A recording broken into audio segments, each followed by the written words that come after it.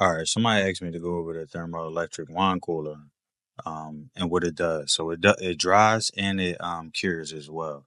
It's You could compare it to a Canatrol, but this is more so just a DIY wine cooler, right? All right, so what you would need is a thermoelectric wine cooler. That's the number one thing you need, not a compressor model, a thermoelectric wine cooler model. The second thing you're gonna need is a temp or humidity controller in order to control the mini dehumidifier. We're gonna get to that step next, but you'll need a controller. In the threads, I'm gonna link these threads to help you understand a little bit more. But in the threads, people use the Inkbird. You can use the Inkbird or you can use the ACI Infinity controller. But if you use the ACI Infinity controller, you must use the controller 79, not the controller 69.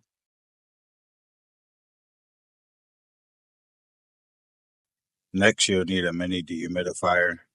This is the power cord that I'm holding right here. So I already had one at home, and this is the one I use. I broke it down. When you go on the threads, they'll use a different model, and a lot of them are cheaper. So you could go ahead and use those if you want. But this I already had sitting at the house.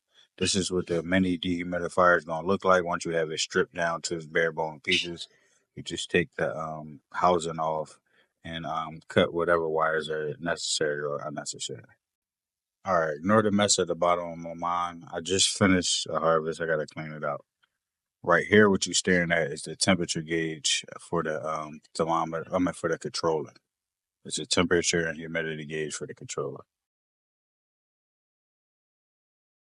Also got the little canister sponge, but that's only after everything is dried up and you're just sitting it in there for storage. So let's take a look at this right here. This is the mini dehumidifier that's installed into the unit itself.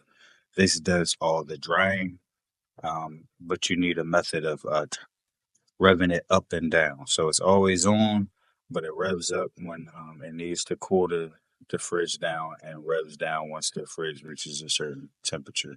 So the ideal is the mini dehumidifier that sits at the bottom. You set it to come on at a certain trigger. Let's say, for instance, I set it to come on at 70% humidity. It will come on at 70%. That will raise the temperature inside the fridge. The fridge then will notice that the temperature is raised. Then it will click on, it'll rev up to bring the temperature down, pulling the humid air and the hot air from inside the unit and allowing it to cool off as well as dehumidify at the same time. At a certain point, you want the mini dehumidifier that you installed to shut off and allow the unit to cool down and come bring it down to a certain low humidity point. At that point, let's say, for instance, if I started at 70, I wanted to come down to 66. Then I want that mini dehumidifier to shut off, allow the fridge to bring the temperature back down to a set temperature, and then I want the cycle to just go over and over. So in order to do that, you drill a hole in the back of that fridge. You insert the line for the controller, and you insert the power line for the mini dehumidifier. Plug the mini dehumidifier into the controller plug, give it a trigger to come on, give it a trigger to come off, go off, and that will determine the amount of days. Well, that will determine the amount of days it'll take to dry, along with like load size or whatever the case may be. Too, it's a couple different parameters, but that's how it works. Now, what you'll need for it to work, it's listed in these threads, and I'm gonna list them in the description as well. But I have a video that one of the guys from YouTube actually walked through it, and there's a couple things in the video I would do differently, but for the most part, he's explaining it in video format.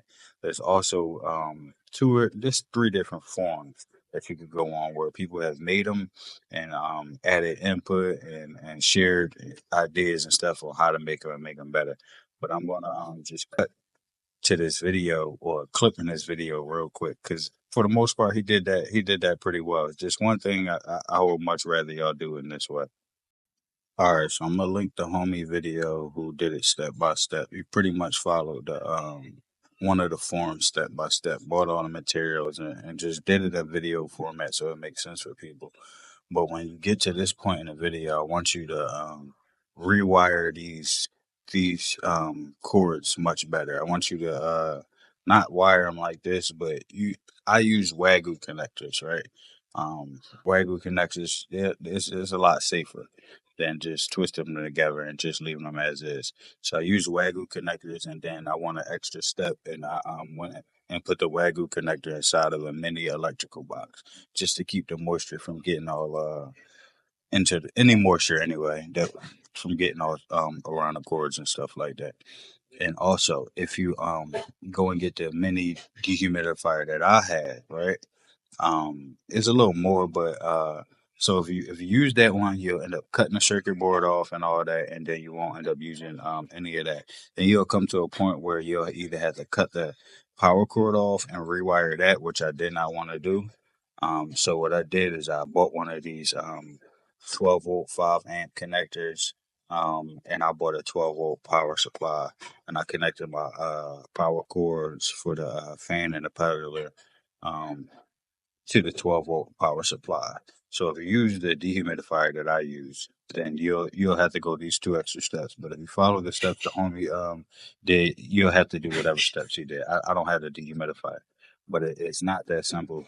Um, I feel like he highlighted all the important details in that video. So you can go over there.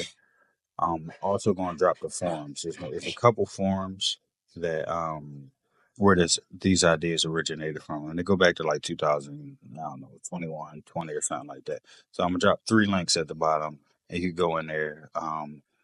If you got any questions, hit me on my Overgrow. I'm on one of them, Threads, the one of them at Overgrow. But I drop my Overgrow link on just about every video. So hit me on there, and we could chat about your joint. But I'm pretty sure you can figure it out, man. It's not rocket science. The hardest thing was drilling the hole, and actually that was overthought. Like it really wasn't that big of a deal at all, drilling that hole. But that's pretty much with the cooling box, drying box consist of. Yo, the joint pretty simple.